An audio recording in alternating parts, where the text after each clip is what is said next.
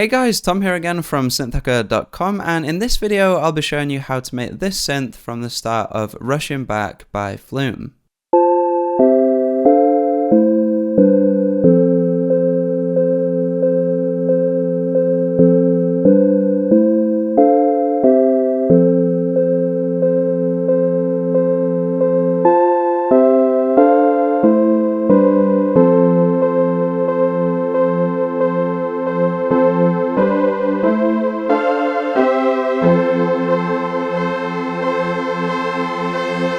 So I hope you like the synth. I know it's not one of FLUME's most complex sounds. I think it's actually just a modified preset from Synth, but I knew I'd be able to recreate something similar in Serum without too much external processing. I am currently looking for new tutorial ideas, so if there's any other sounds of FLUME you'd like me to cover next, like maybe something from his latest mixtape album, please do let me know in the comments below. So we're going to jump straight into an initialized patch in Serum. This is what the chords sound like just playing the default saw wave.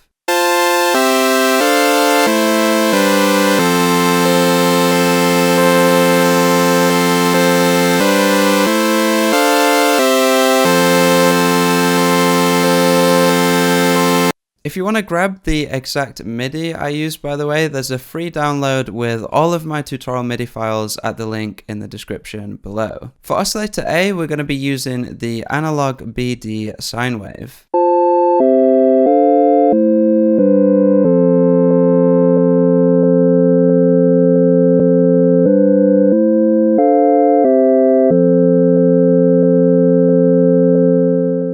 For now, we're just going to stick to one voice of unison. We are, however, going to bring the random phase parameter down to 0. This means that the waveform will be triggered from the same point every time a note is played, leading to an overall more consistent sound.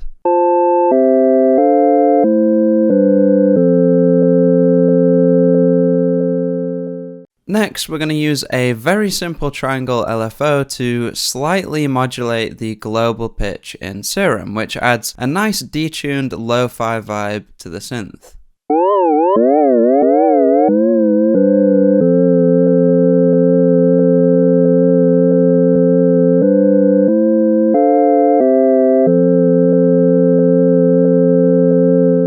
Towards the end of the video, I'm going to be showing you some cool variations of the sound using some macro automation. So we're going to switch the warp mode to bend plus, but keep it off for now. Be sure to stick around to the end of the video to see how we use it later on. So right now our patch is quite harmonically simple. To add a bit more complexity, we want to add a second oscillator, but make sure we're still keeping the smooth character of the sound. A perfect waveform to add in this case is a triangle wave, which is more harmonically complex than a sine, but still much more understated than a saw or square wave, for example.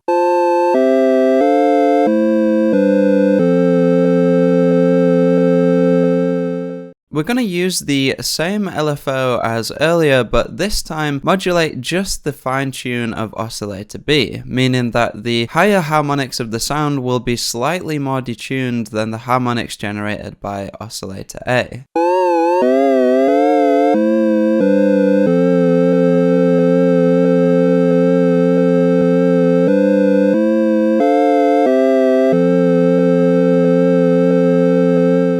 To layer this with our sine oscillator, we're going to reduce the level a little as well as pan each oscillator left and right. We're also just going to slightly detune the oscillators apart from one another, helping to create a thicker overall sound. You can kind of think of this as manually creating our own unison effect.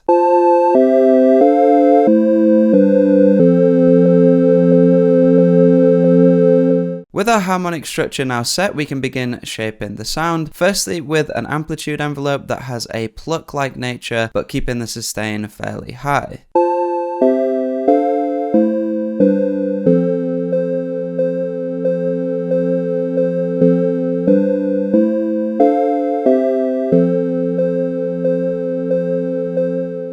We're also going to use a 12 dB low pass filter to roll off some of the high end, again helping towards the smooth harmonics we're after.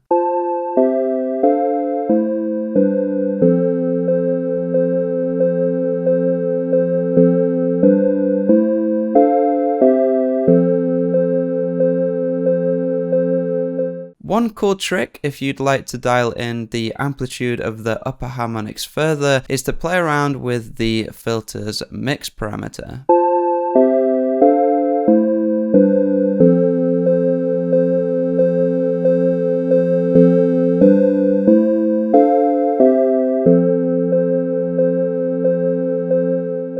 So at this point our synth is pretty much there, but I also have a few other tricks to get some more variations out of the sound. Firstly, let's set up both a dimension expander and a chorus effect. We're going to make sure the size parameter on our dimension expander is set to 0, as well as increasing the low pass filter cutoff of the chorus. Now, instead of keeping our effects static, let's set up a macro to dial in both of these effects simultaneously.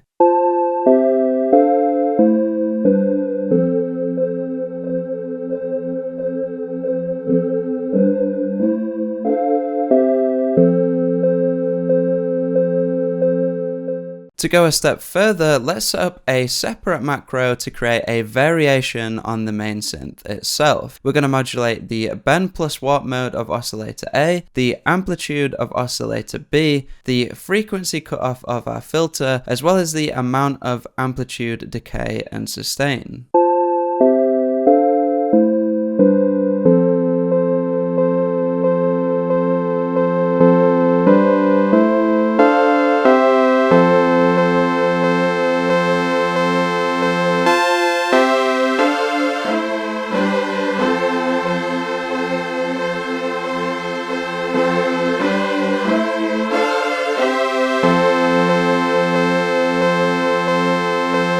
As you can hear, modulating the warp mode and oscillator B's amplitude changes the sound's harmonics, while increasing the filter cutoff allows these harmonics to be more audible. Simultaneously, increasing the decay and sustain parameters with the same macro also makes the synth more present and pad-like. Having both the effects and synth macros separate allows us to fine-tune the sound and create different variations of the same synth. This is super useful, especially for easily switching up the sound within the context of a track. As for external processing, to add a bit of a lo-fi vibe to the synth, I found that some subtle cassette tape noise from RC20 layered with the original synth sounded great. In particular, what I love about RC20's noise module is the follow function, which dynamically changes the amplitude of noise based on the input audio.